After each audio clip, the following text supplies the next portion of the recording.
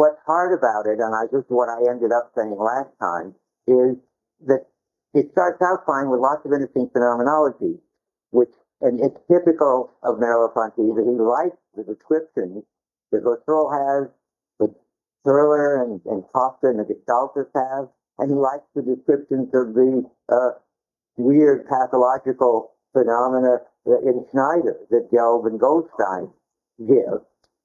And I think he also likes, though this is sort of more vague, the criticism that they have of other people's ways of understanding the phenomena.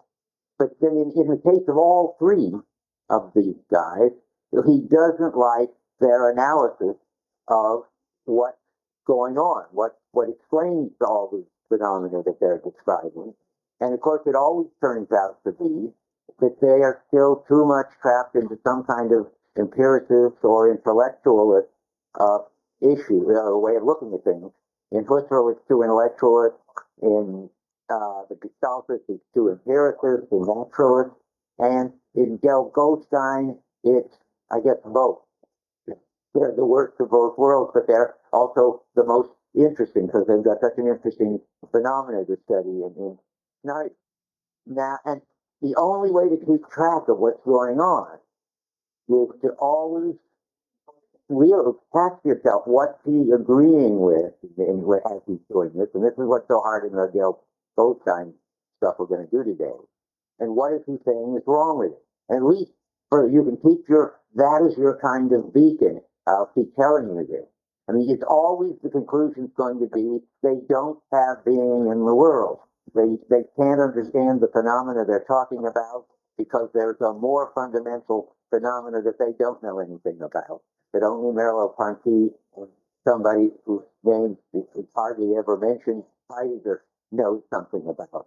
And you see it again today. What struck me today, at one point I decided I really promised to tell you how much of this is not a Merleau-Ponty, but is sure Gelb Goldstein. So I started looking through the book to see where Merleau-Ponty leaves off and starts describing the Goldstein case, and that's on page 122.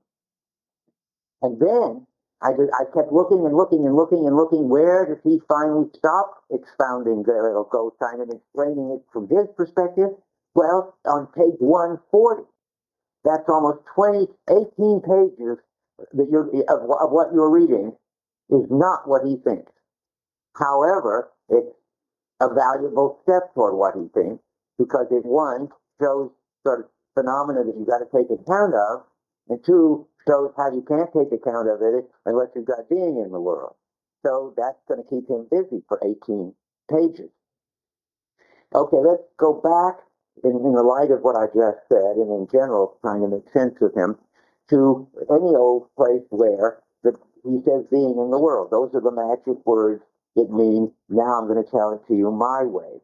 And so one of the places right near the beginning that we ended with last time, or was near the end anyway, is the bottom of 115, which is, remember that there's the zone of not being in front of which figures stand out and so forth. In the last analysis, that's really just the last analysis here.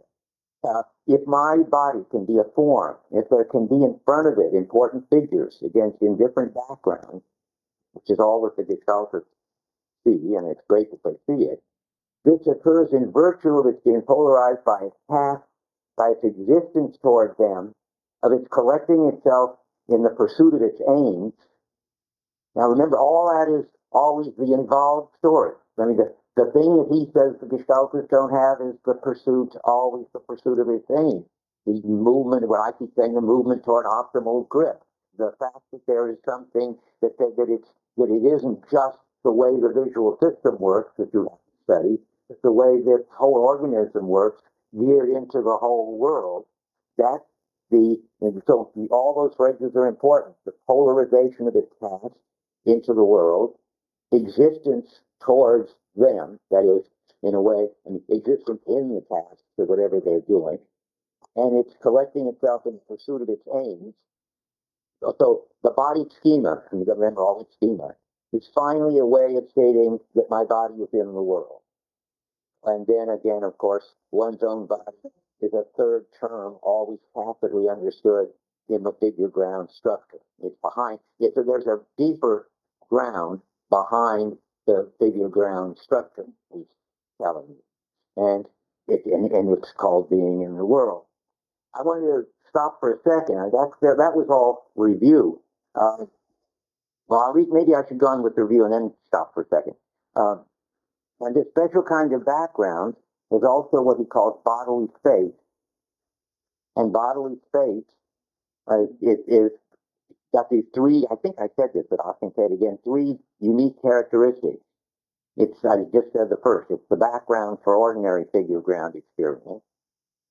It can never be made into a figure without transforming it into something else, because when it's doing its job, it's never present, but is always the darkness in the theater in which you can see the spectacle, the non-being, in terms of which all beings can be experienced, and so forth. And that void, to quote that other place, on the bottom of 117, these are such important quotes to keep us beacons as you go into the murky next part. At the new paragraph on 117, if bodily space and external space form a practical system, the first being of the background against which the object is a goal out and may stand out, or now the void in front of which it may come to light, it is clearly an action that the spatiality of our body is brought into being, and an analysis of one's own movement should enable one to arrive at a better understanding of it. And that's what it's going to turn to now. So the third characteristic of it is that this void isn't just any old void or any old non-being, but it's a non-being that's tied into your involvement. That's what I was just saying. And okay, I wanted to say too now, sort of getting something straight. I wasn't very clear last time, and it didn't bother anything I said. The motility factor here is about our movement. And then there is a later chapter which is going to be about motion, about how we experience the motion of objects. And that's another whole subject, and they shouldn't be mixed up together. Unfortunately, I haven't gone back and looked at the French. I don't know. Is Olivier here? Is the French?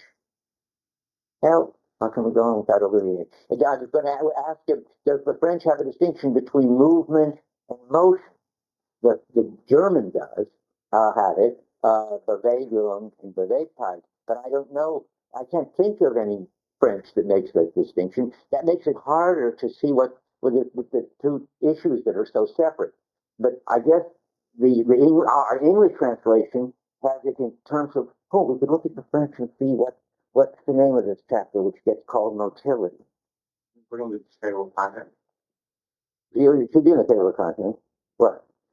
No, I mean, in the French, what are they translating as motility? So we can find out. So here we are.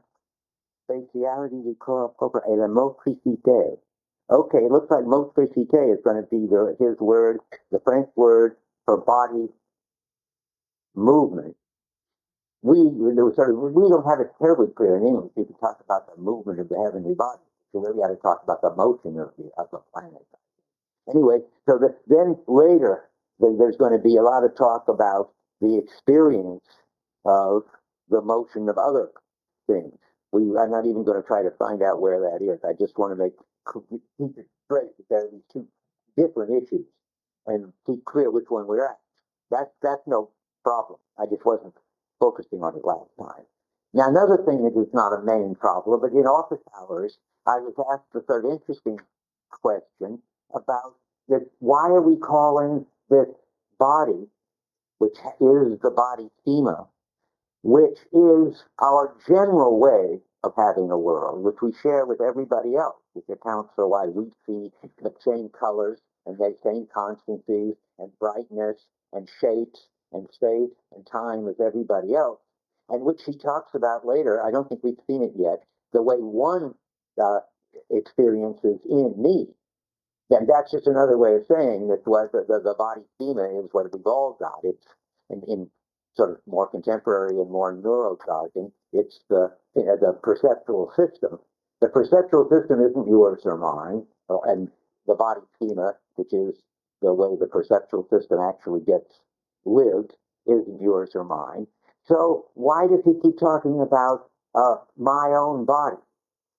He ought to say one's own body, or maybe nobody's own body. I mean, it should be just the body. And the answer is he shouldn't, and he doesn't. That's an artifact of the translation of it into English. In French, it's le corps propre, and that means something like, well, the body as it really is. And that's fine. I mean, that's really the right thing to say. That's neutral. That's supposed to distinguish the body as it really is from the body as an object to be studied by as an object in the universe. It distinguishes it also, I think, the body from when I'm moving it, which is not what interests him, where I have an intentional action and then that governs and causes a bodily movement. That's not le corps propre. Le corps propre is the body as it is, sort of at its best, or something like that. It's the body in its everyday, transparent, open, directed toward a goal, of course. Okay, I just wanted to say that because it never occurred to me before that translation is misleading. You should always bear in mind that he's not talking about your experience of your body, but something that, for one thing, nobody needs to experience, because the body schema goes on doing all the things it's doing, whether you experience it or not. And most of the time you don't. I mean, you don't have to experience how it keeps the brightness constant and the colors constant as the illumination shifts and so forth. The body schema can take care of that without any help from your conscious ego. Is that clear? I think that's important. You got to be clear that the level on which he's talking, which is impersonal, transparent, coping, period. And the way we've come across it so far is we're calling it the body schema. Any questions about that? It's not news, but it's hard to get used to if the translation sort of pushes you in some other direction, where you think, for instance, trying to feel what it's like to have a body, get your kinesthetic sensation in front of you, or try to feel what it is like to have proprioception and so forth. That's what you shouldn't be doing, because I keep saying it to me too, but I finally gotten used to it. When the body schema is operating at its best, it's not being experienced by anybody, and it's just doing what the general perceptual system does. Okay, that maybe meant to be provocative. Okay, go ahead. Well, just a simple question: how does phenomenology, which is carried out in the first person by consideration of one's own case, relate?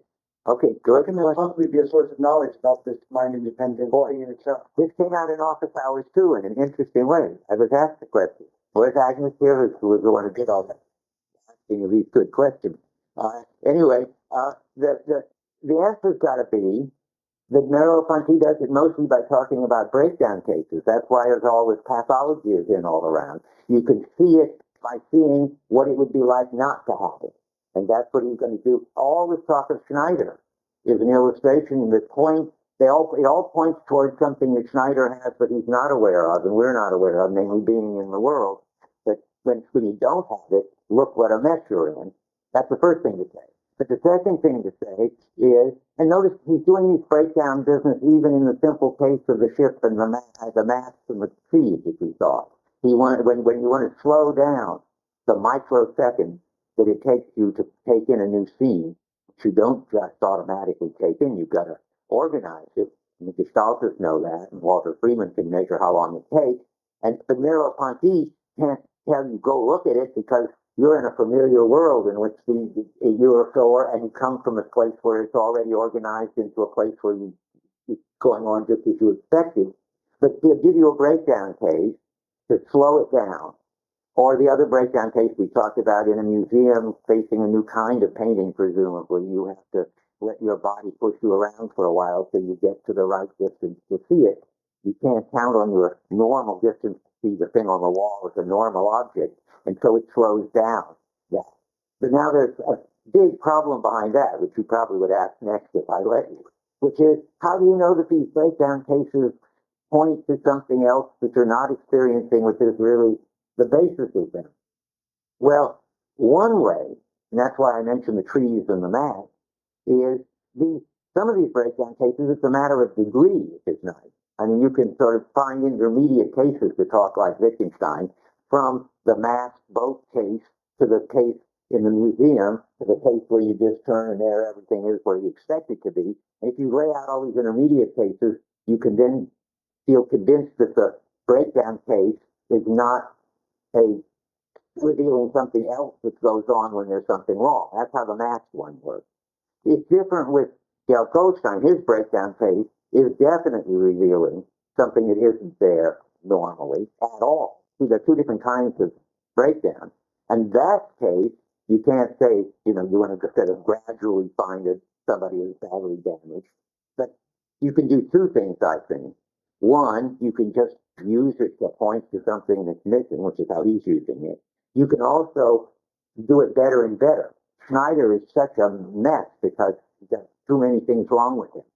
I mean, then you get somebody like DF that Milner and Goodare write about, and that we've got a paper on the virtual reader by Sean Kelly about, where you get just separated out a piece of the pathology, and then you can then now more and more you get them separated out, and then you can see each one. I'm going to get back to another wonderful one with utilization behavior as an example of it. You can use pathology to show sort of isolatable capacities by showing isolable lack of them, and instead of sort of both. But anyway, that's not. I don't think there's any simple answer. Well, except this: phenomenology is not introspection. The moral is sort. Phenomenology is not consulting your ordinary everyday experience, because in your ordinary everyday experience at its best, your body schema is doing fine, and you've got no access to. It's just so mistaken to think that the phenomenology has anything to do with introspection, reflection, meditation, and all that. Merleau-Ponty is not trying to tell you what stands to get in to see what he's talking about. He's got to do it in this much more roundabout way. It's always about breakdown. Yeah. Not sure about that. For example, if my low self-esteem gives me fear, helping people die by the fear, then isn't this a way of a subjective mode of feeling? Wait, it's my trouble. I don't hear very well anymore. You have to talk louder. I didn't quite get it. Just say it again loud. If I'm not comfortable looking at people's eyes, but I'm just staring at the clothes. Okay.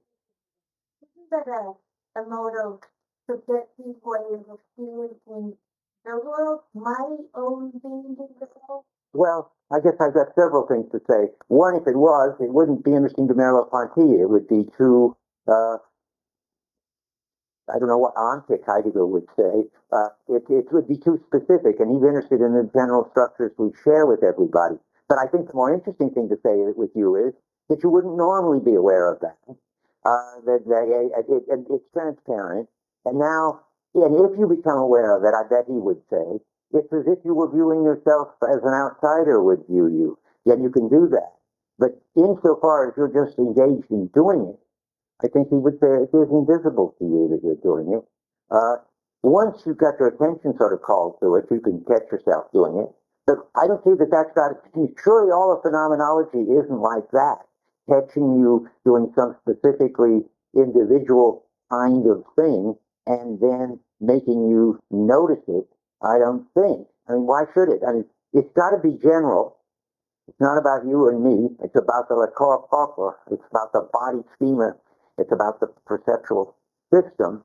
And if it's true that the perceptual system operates at its best when it's operating invisibly, then calling your attention to it has got to be very tricky. You can't just reflect on it.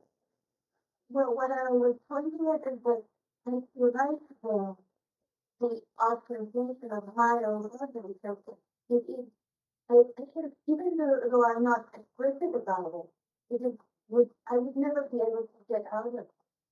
So only experiencing from my own life, from my own attitude. Yeah, but what you're not experiencing, I'm not sure we're having any disagreement. That's fine, but what you're not experiencing is anything uniquely yours. You're experiencing what anybody could.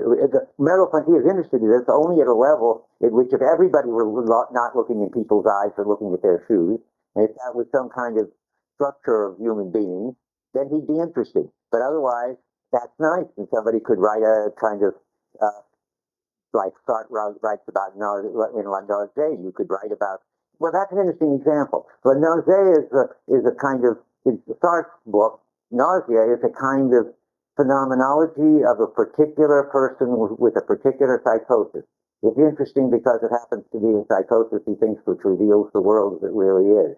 But it's too specific. It's for Heidegger, it's existential and not existential. For Husserl, it hasn't made the eidetic reduction. It's phenomenology is biography. And there was a whole school, I can't help telling you. I think the guy who rented it is dead now, I'm pretty sure, which is just, I don't mean just as well in the sense that he wasn't a nice guy, but I think he was doing a lot of harm because he had this summer school in phenomenology, and what it meant was you go to St. Louis, where he was, and you spend your time going around trying to describe exactly how this kind of bridge looks to you on a rainy day or something. But that's not introspection exactly, but it's certainly not phenomenology. It's because no phenomenologists aren't interested in how that bridge looks to you on a rainy day. They are interested in how bridges manage to look as if they have the same size and the same form as you walk around. Anybody walks around any bridge. And I'm amazed that I'm spending so much time talking about this. I would have thought this was absolutely obvious, but since it isn't, I will go on. Yeah. Different question. You started off today by reading the chronicle page in the 15, which suggested the automated method, the body schema. The great one, the body schema is the same for everybody else, and you associate it with the perceptual system. So, where is this dynamic part of is that there? Good. Let's see, two pieces to that. One, of course, everybody's directed to their own goal, and everybody sees the world from their own perspective. But he's just abstracting from that and saying it doesn't matter which goal, but it's always attempt to. It isn't a question of whether you're trying to get a maximal grip on the maps and the trees or the picture in the museum or just the people or me if you're looking up here. That's one thing.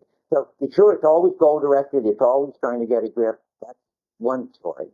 And the other one, what was the second one? Oh, yeah, and depends on how you view the perceptual system, of course, and I should say something about that. From the Gestaltist point of view, there is already this anonymous perceptual system doing the stabilizing and organizing of experience, and in that way, the Gestaltists have got onto something very important and half right. It's anonymous and it organizes the perceptual world, and half wrong because they haven't taken into account that the perceptual system itself only works when it's integrated into a world in which it's already pursuing significance. It's the Walter Freeman objection. It's what Walter Freeman says against all neuroscience. They just sort of think they can study what goes on in the brain without asking what the organism is doing in the world, and you can't. And the Gestaltists are making the same mistake. They think, oh boy, if we could only find the fields in the brain that underlie the perceptual balances and equilibrium in the perceptual field, we'll understand something. And Merleau-Ponty is not saying you never found it, ha ha, which is what everybody else said. He was saying even if you had found it, it wouldn't mean anything if it weren't correlated with goals. Okay, but I'm glad I think you knew that already, but you wanted me to say it. I think I said it. Okay, let's go back. I mean, that's all good review, But now we're going to go to the breakdown case on 117, the last being in the world, and see what that looks like.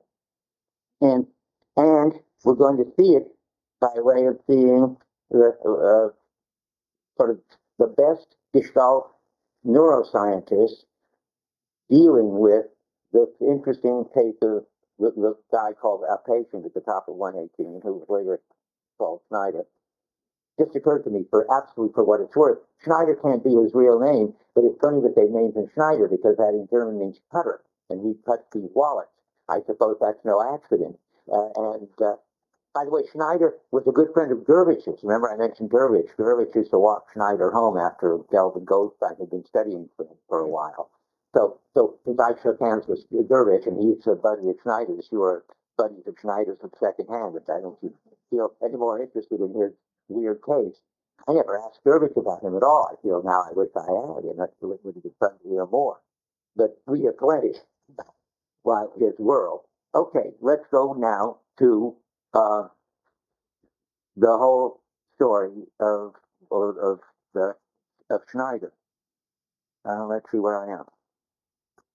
So the important thing to bear in mind through it all, and this is where I was at the end last time, is that the way Gelb, Goldstein are going to analyze Schneider is in terms of their basic categories, which are the abstract attitude and the concrete.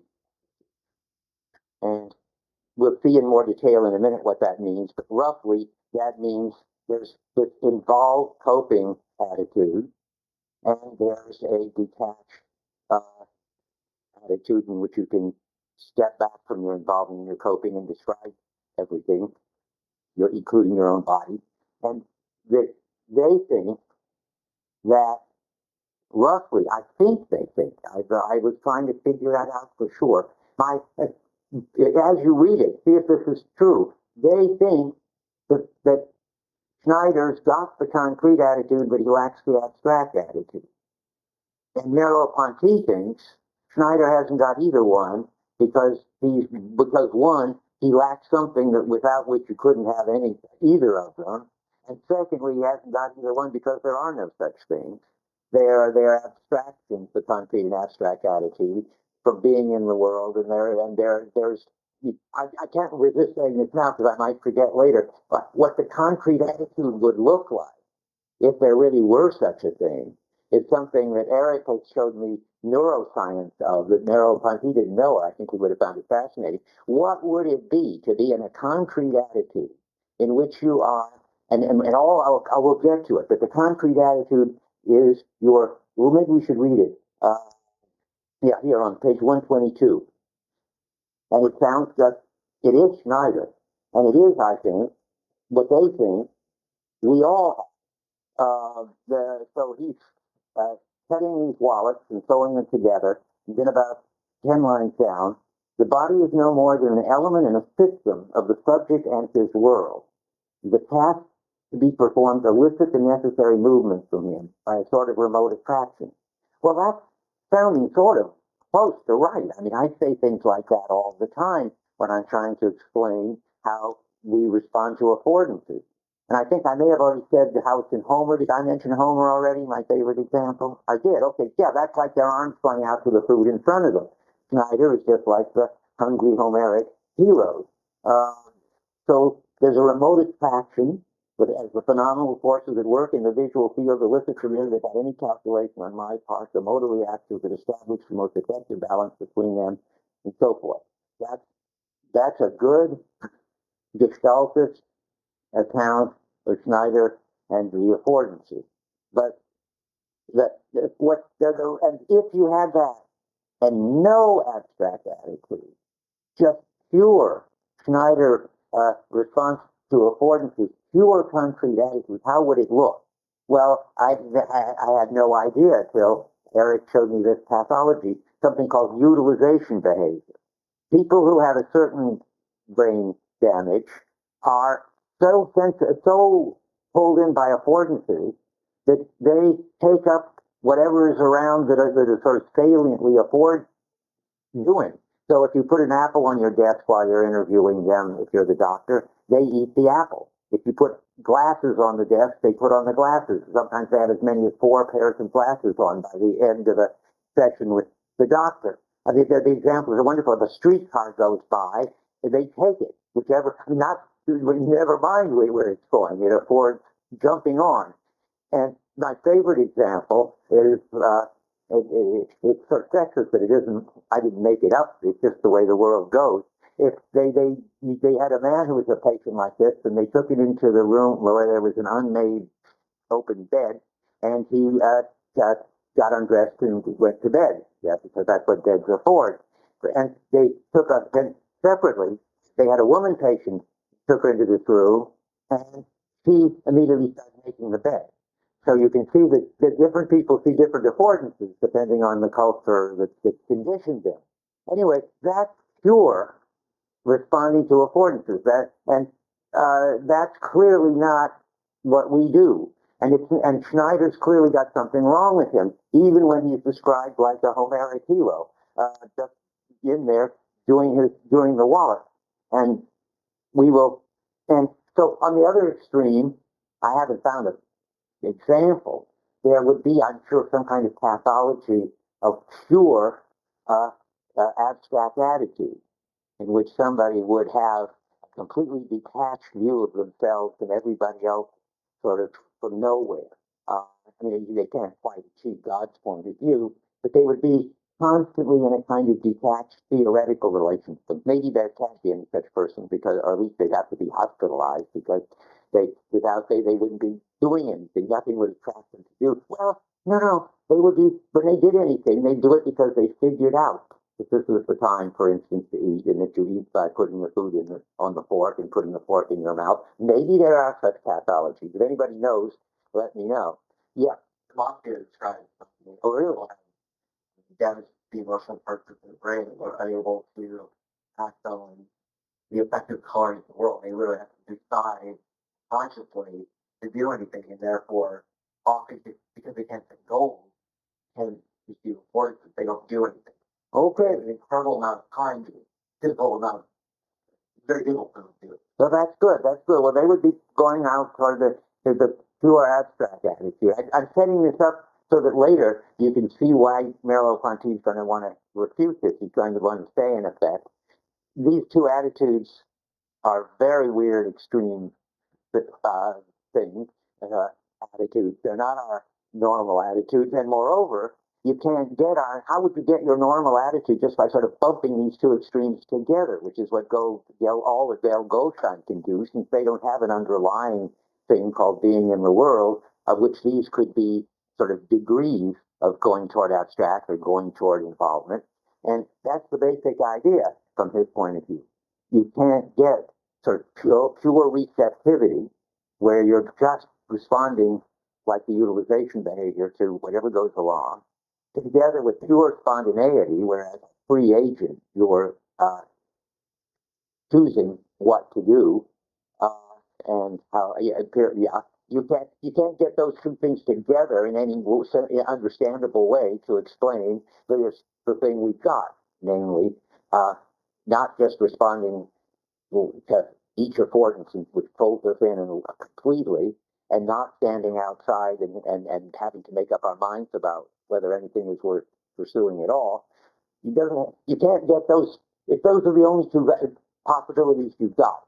Pure receptivity and pure spontaneity, you're never going to get what we've got. And that's the direction he's going during those 18 pages where he's telling you a lot of interesting, crazy things that Schneider can do and can't do. Albert, do you want to say something? Yes, I wanted to just call attention to two things. One is that he doesn't ever talk about concrete or abstract attitudes. He seems to always talk about concrete or abstract movement. Huh. And I don't know whether that's significant. That was the first comment. I haven't seen it, but I haven't seen it. I see. And the second thing I want to say is that there seems to be three different kinds of behavior contrasted in this chapter. One is what you might call sort of engaged in the world behavior. The other is sort of pretend behavior, like oh, salute to me, and then you just salute, even though you're not in a situation where you would normally salute, but you just salute it. But he can't do that. Snyder can't do that, but we can do that. And then the third is where you do something by mechanically looking at your body and analyzing how to do it and informing the intellectual act to guide the movement. So there seem to be three. I'm not sure which is. Well, let me go through them again and see if they're really three. Let's do the saluting one. Snyder can salute if he is in the concrete situation in which a salute is required, and he can even do it if he can imagine himself into the concrete situation. So if he thinks if he gets into a posture of standing up straight, and he thinks presumably the doctor as a general or something, and if he gets far enough in that, he can just salute, because he gets himself into the situation in which that's the situation requires that of him, and it just happens. But if he doesn't do that, he has to do this other weird thing of doing this meaningless movement in which he has to find his hand by wiggling his body around till he finds his hand moving, and then watching it, get it up to his head, and so forth. And that and that's trying to salute with an abstract attitude. So I don't think whether it's attitude or movement makes any difference. But if it does, I've always thought that, in fact, I would have thought their book in terms of abstract and concrete attitude. But anyway, for the time being, unless I discover it makes a difference, I'm just going to go on talking the way I think about it. Now, what's the third? The third is, if I tell you to salute, even though there's no war around and no superior officer, you don't have to figure it all out bit by bit, putting the pieces together until you've got a movement called, which looks like a salute. And you don't have to imagine yourself confronting an officer. You can just do it. Why you can just do it is a big deal question. And the answer is supposed to be roughly because you've got being in the world. But of course, there's a huge gap there, which they're not going to try to fill today. But I don't see any problem about that. There are certainly three things. There's the broken down concrete behavior, which is too concrete, the broken down abstract behavior, which is too abstract, and what we do. On your page 127, I think, okay, he writes that if I then execute the same movement, but without having any present or even imaginary partner in mind, and treat it as a set of movements in themselves, and then he goes on to describe a sort of robotic movement. Yeah, that's like the abstract one. Yeah, that's what Snyder does. So then the movement, the pretend movement, when you have an imaginary person, or the movement when the person is actually present, those are both instances of concrete things. No, because he's definitely making kind of three-way contrast here. I don't get it yet. So if I make the same movement, where are you? Well, according to the concordance, yeah, it's probably around 127. Bottom. Okay, let me just see it. If I then execute the same movement, but I don't present or even imaginary partner, either the set of movements in themselves. That's 120. Okay, that bottom thing is Snyder's abstract attitude or abstract movement. Which bottom thing? The one where you make a set of movements and you get your upper arm and your lower arm and you finally get your whole arm up there. But I think his thing is that he concretizes. He can do either. Either. And the way I understand it, Snyder has two options when you tell him to salute. He either imagines himself completely into a situation in which it's just inevitable that he'll salute because there is a superior officer in front of him and so forth, or he can do it in an abstract way, but then he has to find his hand, find his arm, keep his eye on it, and move it up to where it's in the proper relation to his forehead. He can do both those things. The one thing he can't do is perform a straightforward, simple salute in a situation in which we're not in the army and there's no officer around. We can do that. I can just stand right up in front of you and salute. Maybe. I've never tried it. I'm not going to try it now. I know it works. So in any case, those are the three possibilities. And Snyder's got two of them. And what's peculiar from Merleau-Ponty's point of view, as I understand it, trying to keep my head above water, you've got to keep from sinking into this or you just lose your wit, is what interesting from Merleau-Ponty's point of view is how the concrete one and the abstract one are both pathological. And the idea that somehow you could put them together to get the normal one is just completely misguided. But that seems to be what Gelb and Goldstein think that you should do. Yeah. The two saloon cases you were just describing, is one of those supposed to be concrete, or is there an abstract and then a breakdown of the abstract? No, one of them is concrete. I mean, I meant, I hope this is still right. The concrete one is you imagine yourself into a situation so concrete that you just can't help saluting. The abstract one is you stand outside of it all, but you turn your body into an object and you find out where your hand is and you find out where your arm is. That's a breakdown of the abstract. And the abstract is what we can do that Schneider can't, right? Well, this is so hard because both of them are similar to something we can do. I mean, what the Homeric heroes could do, just letting their arm go out to the food in front of them, and that wasn't pathological. And we can describe and when we salute, I mean, that's something we can do in this middle way.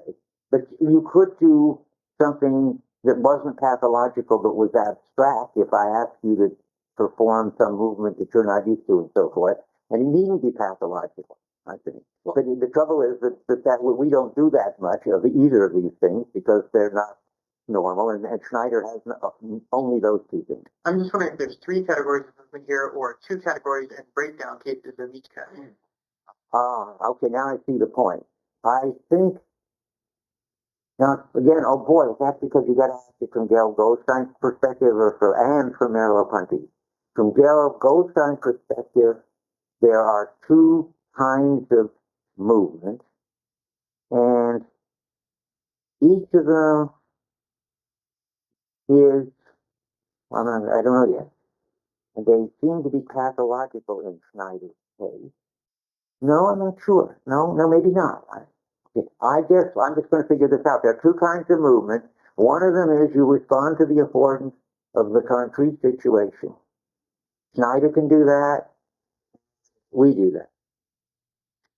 And it's only pathological if what?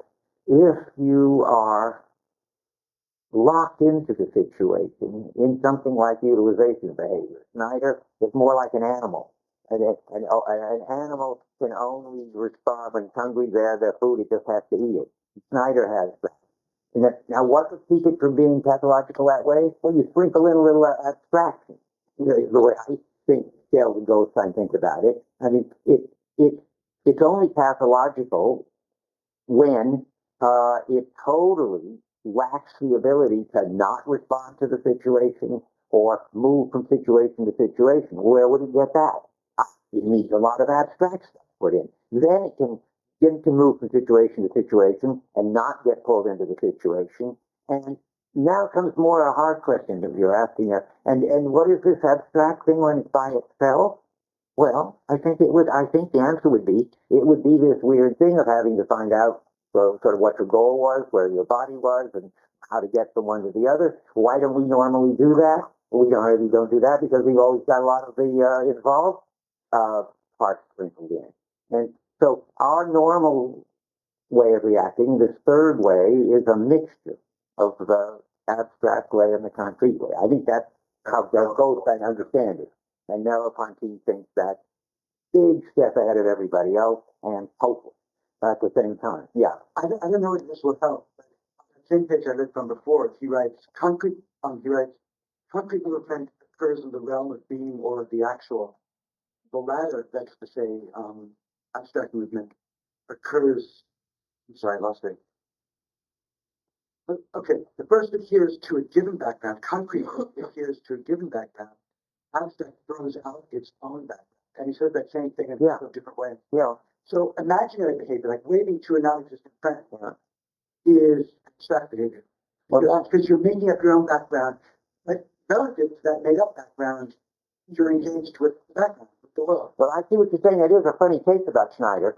He can, I guess it's going to turn out to be important, just the details is so complicated. I don't think Schneider can just make up a situation of being in the military and having to salute. He has to stand erect and he has to get himself in the feeling that he is actually in that situation. Of course, he is imagining it. That's what you're adding. But he's not imagining it in a way that you and I could imagine it, a situation that we're not really in, but we might be in. He somehow has to imagine it so concretely that he's in it. And he can do that. I don't know why he can do that or how he can do that, but that's the picture. It's not our kind of imagining it. You wouldn't, you can't, you're not going to imagine it in such a way that your arm just automatically goes up in this sort of mechanical way that you would if you were in the army, but he does it that way. Yeah. Why are you scared of birds? Oh no, that's very clear. Have you read it? I mean, it says he got a shell in the back of his head in the First World War. That's what's wrong with him. A big piece of his brain is missing. But he was normal.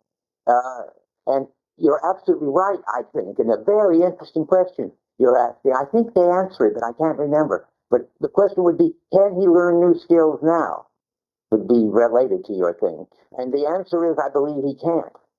I think it's sort of implicit in here that he can make his wallets because he already knew how to do that, and he can walk home and then greet his wife because he already knew how to do that. But you can't sort of, I guess, I don't think teach him, say, ping pong at this point. That's one thing I want to say about it. Let me see, there was two things in respect to that. Just a second. What's the other? Oh, this speculation I'm going to get to at the end of the lecture. Because I don't know the answer to it, but I think it's very intriguing. But a lot of stuff has to be put in place. Let me go through this for a while. We're jumping around, which is my fault. I always want to give you the whole picture before I jump into the details. So we get a whole list on. Let's go back to my 103, which is the first page of the chapter. No, sorry. I say 103, but I don't mean 103. You're right. Oh, it's your page 103. I've got the two pages in here. I don't know what it is in mine. Yeah, the first page is Snyder. Well, it starts listing a whole lot of things Snyder can do. 184. Maybe. It's 103 in my book. So it's one 18 and 184. Having two books was really as if there wasn't enough trouble in understanding this. Having two books to go back and forth between is really madness. But that's it. It's 118, of course, where you get a whole list of the stuff he can do and can't do. And I don't know whether I think we maybe don't have to read it. He's unable to perform abstract movements. He can only do them if he can watch his limbs while he does them. But, yeah, we just got to get this nice contrast. But he's got this normal or seemingly normal response into the concrete issues. Even when his eyes are closed, the patient performs in the middle of 118 for the book we're reading. The patient performs with extraordinary speed and precision the movements needed in living his life, provided that he's in the habit of performing them. He takes his handkerchief from his pocket, blows his nose, takes his mask out of his box and lights the lamp, and he makes his wallet like almost as well as a normal workman. And so there is a little further a dissociation of the act of pointing from reactions of taking and grasping.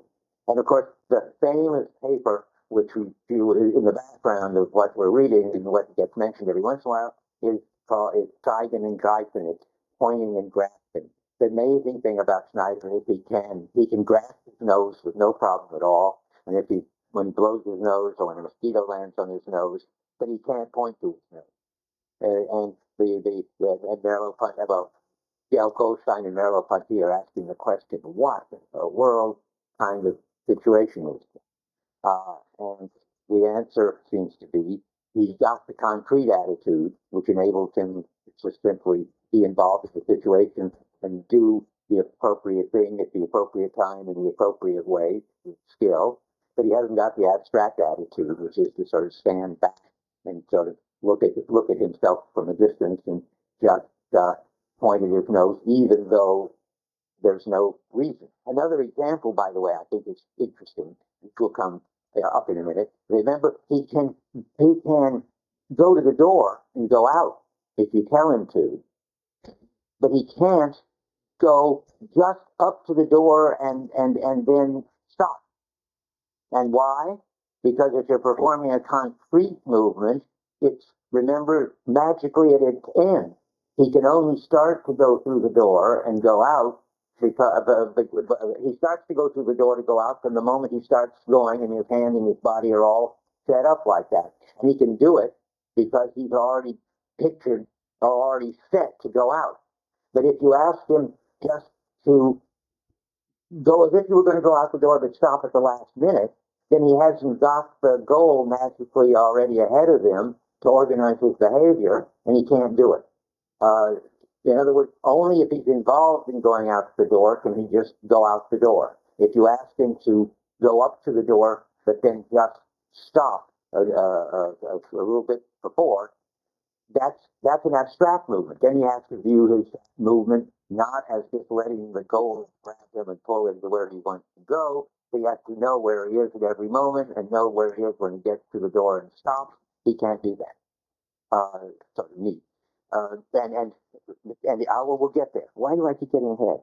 There's a lot that he can't do. He can't stand back and deal with the objective world. That's what he just seen. But he can respond to affordances. That's what we just seen when he blows his nose and so forth. He can grasp, not point. That's the where I just was talking at the bottom of 118. And the question is, how can he not know where his nose is when it comes to pointing at it, and know where it is when it comes to grasping it? And that's because, they say on 119, there's got to be two different kinds of space that he's in. There's the spatiality of coping and the spatiality of observing, in effect. That you've got to conclude, he says, that grasping and touching are different from pointing. And but he then has a great question about page lines down on 119. If I know where my nose is when it's a question of holding it, how can I not know where it is when it's a matter of pointing at it? And then he says, well, then only because there are these two kinds of space, the conscious representational time and giving a certain determinate place to something in the determinate objective world. We're in the middle of 119, and you can't do that. Let's see, where are we? Because such a representation either is or is not, and if it is, you use the object unambiguously and so forth. All that's exactly what normal, abstract, detached consciousness can do. But now there has to be another kind of space given to me in an intention to take hold without being given an intention to know. The patient is conscious of his body space in the matrix of habitual action, but not in objective setting. And that's all just ways of describing in traditional philosophical terms what's going on with him. Except that it's what's going on with him, it's the peculiar dissociation of the Cartesian objective world and objective space from the existential involved coping world, the coping space. Well, for us, they're together in a way that never really gets clear. But okay, yeah. Just very quickly, this is one of the best cases for the interpretation you were making last time as against me. Really? Because from my point of view, wouldn't you think pointing at something and grasping it would be any different? If it's in terms of a kind of abstract body-centered, people-centered space. That's interesting. But somehow an actual grappling with the local properties of the thing out there make a difference to my comprehension of the space. That would seem That's interesting. Yeah, would be. I guess he would, and he is sort of, I guess, implicitly using it to make something like that point, but I never saw it. Yeah, let me just repeat it. Or you repeat it, because it's interesting. So, well, let me try to repeat it. If what we know when we live in and understand space is the way our motions are correlated with what? Let me see. action. Where what we see is correlated with what we do when we move, and we have the whole. If the body schema were an understanding of all of what Alva calls in his papers the sensory motor contingencies, that is how a certain will bring about a certain experience. Then, if that's what it is to understand sort of perception and action, then it ought to be the case that you couldn't separate the way Schneider a sense of the relation, an abstract sense of the relation of action, of perception and action, from an involved sense of perception and action. They would be the same kind of. They would be just. There would be one understanding, and it would be you would have your body would know all the sensory motor contingencies, and the idea that you could know them in one respect. How does it go here? That you can know them in a way objectively without knowing them involvedly seems maybe missing from that. That's good. That's very interesting. Yeah. It seems like this whole Schneider case is supposed to really implode the contrast between intellectualism and empiricism. That somehow both sides are doomed to failure. I was just hoping you could articulate. I feel like this is like one of those passages where, maybe empiricists can explain the concrete motion with like the reflex theory, the association, and the intellectuals can explain how, with the side explain how neither side could explain the other. Therefore, neither side can Schneider. Peculiar. Well, I have to think about that. That's an interesting proposal. Let me see. I'm not sure what exactly the argument is, but I feel like throughout this section, he really wants to use Schneider as a way of showing exactly how empiricism and intellectualism must fail. And that what seems to be interesting about, I think, Gelb and Goldstein is that they want to kind of hybrid view of intellectualism and empiricism. Yeah, I think that's intriguing, what you're saying. You'll hear him back there. Okay. I don't know what to think about it, only for the following reason. The Gelb Goldstein being enough of gestaltic have certainly the idea of responding to affordances. It's not strictly mechanical what he does when he blows his nose or makes his wallet. Right. So, but yeah, you'll be very happy with trying to encounter concrete. That's right. But it isn't as if he thinks that, Merleau-Ponty thinks that the Gelb-Goldstein distinction between concrete and abstract movement is the same as the distinction between what the empiricists can explain and what the intellectuals can explain, though it's close. That's why I'm worrying about it. Well, I guess here's why. There is an empiricist in which I understand where my nose is. But then there's also an intellectualist in which I understand and know where my nose is. And so I feel a point to it. That's right. But starting from one understanding of what my nose is, you can't account for the dissociation in Schneider. Okay, yeah. That's good. I'm not being able to. Yes, I guess that's good. I mean, that says that there's a challenge to the empiricist to explain how we can point at our nose, and a challenge to the intellectualist to explain how we can manage to hit our nose or blow our nose even when we can't point to it. I think that's right. I'm just trying to figure out how much of the concrete attitude as Gelb Goldstein wanted to be the empiricist can understand, and that's a different question. Yeah, one of the things we need to do. Okay. The empiricist is going to be doomed to failure somehow. Right. Right. The intellectualist is somehow doomed to failure. And then what Gelb and Goldstein are going to try to use the two. And that's doomed to failure too. Yes. Okay. That's right. Let's go back to this. Bear that in mind. The more you can use the intellectualist empiricist sort of framework as a guide, the better. So there's the objective body in Cartesian space. We talked about that. Then there's the body which is not in Cartesian space, where I have this sense of where my body is so that I can swat a mosquito anywhere on my body without having to figure out where the mosquito is and where my hand is, and bringing them together in objective space. And I think that's what I want to say about that for a minute. I see where he can't. This is where he on 119 at the top is where if you tell him that he can't arrive at his goal, he can't even start. This is where it was from the outset, about 4 lines down.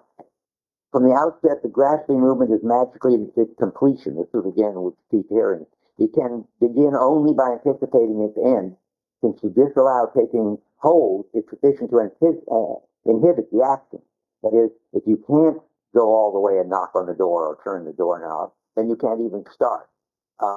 If all you had was the concrete kind of movement, because we can do it, we can go to the door and stop on a command because we aren't limited to doing but only the way that we are related to the door when we're responding to the affordance of the door and letting it draw the action out of us. We do that, but we don't have to do that. Whereas Schneider can only do that. Okay, this is the same point, but you have to say it over and over. So there's 2 different ways to move the body. I can move it as an object. With some difficulty, I can represent my objective body and represent the objective success conditions, whatever it is I'm trying to do, and then bring them together and do it. This is what happens on 120, where he talks about if he isn't in the situation, then what happens is this very objective kind of thing. For Schneider, about 50 lines. The patient must first of all find his arm, the gesture called for, and so forth and so forth. We don't need to do that because what? Because we are always we can be in this practical situation, and he can do it if he's in a practical situation. What he can't do is do this objective thing of imagining easily how to do something without arriving at a goal and do something he isn't in the right situation to do. He has to do that with pure abstract motion, which is this awkward thing of trying to find himself in objective space and move to where he's going. Yeah. Can Schneider point to the door? No, I think not. I mean, it would follow not, as far as I can see. He can go to the door and go out of it, but can he point to it? I don't think so. But partly the problem with Schneider is he's practically blind. You read later on if you've gone that far. That's the trouble. I mean, he's lost so much of his brain that it's not clear just what these different deficits mean. Maybe he can't even see the door, except as a kind of blob. But I think that if he were a pure case of total involved concrete movement with no abstract movement, he couldn't point at the door. It'd be in keep your eyes open to see if there's any evidence for this. I don't remember any place where he talks about it. It wouldn't be so dramatic. I mean, if he can't, it seems like if he can grasp his nose and can't point at it, then why should he be able to point at the door? If he could go grasp the door, he shouldn't point at it. So that's probably what you wanted to hear. Okay, I'm with you. I think that's right. Okay, so then I can make these concrete movements in which I respond to the affordances in the world. That's the other way. Then I don't have to find my arm. I just do it, responding at the top of 120, either to the actual situation or imagining yourself in the actual situation is all you need. Then you can do it. 121. Now this is where you can swat the mosquito that stings him in the middle of 121. And that's so interesting to me, because Merleau-Ponty says there, he finds straight away where the mosquito is and slaps it. Because for him, there's no question of locating it, the bite place, in the coordinates of objective space, but of reaching with his phenomenal hand a certain painful spot on his phenomenal body. The whole operation, skipping a little, takes place in the domain of the phenomenal. It does not run through the objective world. I read that to you because, I've been reading Merleau-Ponty for years, getting glimmers of why it's interesting and plausible and important. This was really important to me when I was at MIT. And I thought, gee, that's interesting because they have a robot arm, and it was connected to a camera. And the camera shows the robot arm where something, and you train the camera on something, and then a lot of computing is supposed to go on, and the robot arm is supposed to go over and reach it or pick it up. And I thought, gee, that's exactly like the the not having the concrete attitude.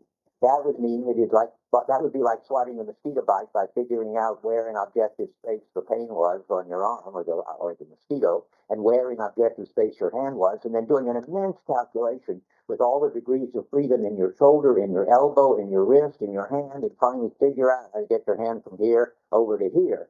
That would be very hard. So I said, I don't think they're ever going to be able to do their robot project. And they didn't. They never could solve those huge amount of simultaneous equations that would be needed to move the arm in objective space to an object that it had seen that the camera had seen in objective space. There are now ways to do it using neural networks. That's all right. They don't solve the problem in objective space. But Merleau-Ponty sort of turned me on to that in the fact that you could see that the body, our way of doing it is not finding ourselves in physical state. Okay, let me go on here. Okay, here's the stuff on 122, which we read already, I think. Yes, where for him, he just sits at his desk and the scissors and the leather and everything just pull him in and elicit necessary movements from him. I'm reading that. And the typical Gestalt thing, he wanted to get his motor reactions established the most effective balance between all these actions. That's the maximum grip talk, again, in kind of minimal form. And he can do that. By the way, now, I just noted, for those who've had Searle, I mean, there's something interesting going on here. There's the question when your mind decides to do something as a goal, one makes it makes an intentional movement. Is it moving your phenomenal body, or is it moving your body in objective space? That may have worried you. It worries him. If you look at the bottom of 121, it's not a question of how the soul, that's just the mind, acts on the objective body, since it's not on the ladder that it acts, but on the phenomenal body. So the question has to be reframed. So when the intention to act reaches down and governs the bodily movement, is it the phenomenal bodily movement, or is it the bodily movement in Cartesian space?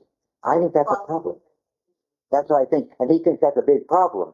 And somehow he thinks the answer to this problem, there's a sort of paper topic in here if you've had Searle. Yeah, and does the answer to this problem, how do you answer it? By saying, well, you're not moving your arm in objective space, you're moving your phenomenal arm in phenomenal space.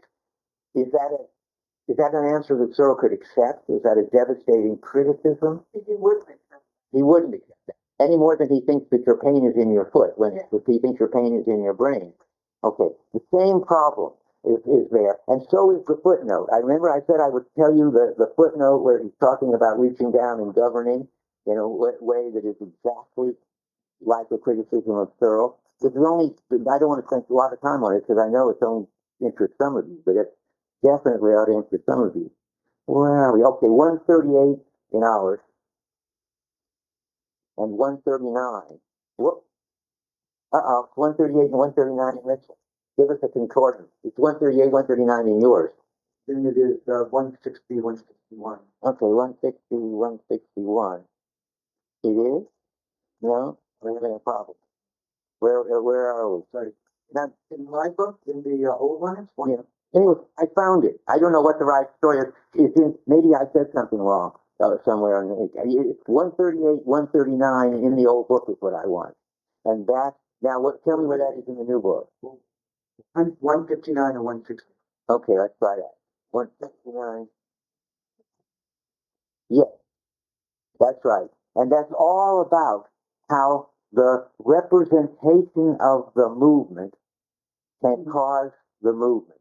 That's 2 footnotes on that subject. And he seems to be really exactly worrying about something like, anyway, Searle's position on this. And he says it arises because of a dualism of consciousness and objective body. And then there's going to be a problem of how consciousness moves the objective body. And he says that it's a magical process there at the end of the footnote on your footnote on 160. And this is where magical is a kind of insult, not a placeholder for science. We still need to understand by what magical process the representation of a movement causes precisely that movement to be made by the body. The problem can only be solved provided we cease to draw a distinction between the body as a mechanism in itself and consciousness as a being for itself. I think you're okay. So now back to where we were. We said, oh yeah, I had fun trying to just explain the fact that when he's talking about Schneider, it makes his experiences sound very strange. We're back on 122. But it isn't as if we're not like Schneider some of the time. In fact, we're sometimes I think we're like Schneider when we're sometimes at our best. And I just want to remind you, besides the Homer talk of the warrior's arm going out to the food in front of them, which sounds just like 122, that is elicited to make the necessary movement by the whole system of what's there, you can have it again in the example I used in some paper I wrote in a tennis game. If you're involved in the game and if you have the skill and so forth, then the other person and the way they're moving and the sound of the ball that was hit and the way the ball seems to be moving will just pull you to a part of the court and your arm to how much the racket's going to be slanted and so forth. Your body schema is going to do all that. You couldn't figure out where to run, and least of all know how much to turn your racket and how fast to move it. All of that gets figured out by the body schema, and you just have to do the necessary movements are just elicited from you by the whole gestalt of the tennis game. In fact, the tennis game, I thought I'd made it up as an example, but he has it in the structure of behavior as an example. Just what I just said. How the gestalt of, if you have the skill, the gestalt of the whole court and everything will make your body do what needs to be done. And I just want to say all that because it isn't as if we don't behave like Schneider. And another one I wanted to mention that, just the bottom of 121, I'm still explaining this. It's never our objective body that we move, but our phenomenal body. And there is no mystery in that, since our body has the potentiality for this or that part of the world, surges towards objects, the objects to be grasped and perceives them. That's right. And I wanted to say, and interestingly enough, if there isn't an object there, sometimes we can't make the movement. I mean, I was trying to think of an example where we are totally like Schneider, where we would have to figure out abstractly how to do something, which as long as we're in the situation, we can do perfectly easily. And there's a famous example of that. I didn't make this up. Ask yourself, how do you type the letter E on a touch keyboard? Which finger do you use? And so forth. Well, if you're like me, you have no idea that if you sit down at the keyboard, the right finger will go to the right key. And it isn't even enough to try to imagine it. Some people, I think, they say they can. They can solve this problem and say, oh, I understand. I'll imagine I'm typing the word THE and I'll find out which finger types the E. I can't do it. I don't know if some of you can, probably some of you can. But if you're Schneider enough like, and I guess I am, the only way to do it, to be able to type the letter E is to be actually in front of the keyboard. Even imagining. Certainly, you can't do it without imagining the keyboard. That's already like Schneider. And I think you're even more like Schneider, perhaps. If you can't, maybe I should give you a harder letter, like Z. Just by sheer imagining that you're typing zebra, see if you can figure out which finger types the Z. I just want you to have a sense of it, that's what it's like to be Schneider all the time. Which was that the Z finger? Oh, well, you got a helpful hand. Okay, but it's in your hand. I like that example. That's In fact, I want to put on reserve. This is another parenthetical, but time is almost up. I better save it. I'm going to put on reserve a book called Ways of the Hand by a guy named Sudnow, who taught himself to be a jazz pianist and describes in excruciating detail for a whole book the stages he went through. But what's interesting is at the end of it, where he talks about how his hands now know jazz. He can't reach for the right notes. It's a typewriter thing again. But his hands can reach for their notes. And that's to get you out of the thing thinking about it's the body, my body. It's the title of the book, Ways of the Hand, is exactly right. It's not the ways of my hand, having learned. Dave Sudnow is out of it. Is when he's doing his jazz right, it's in his hand. And that's like the typing thing. There's nothing special to look up that you need to look at this book, but if you look at the last part of the book, you'll just see somebody sort of sensitively describing this phenomenon, which anybody will have when they acquire any skill, that their body will finally take over and do it.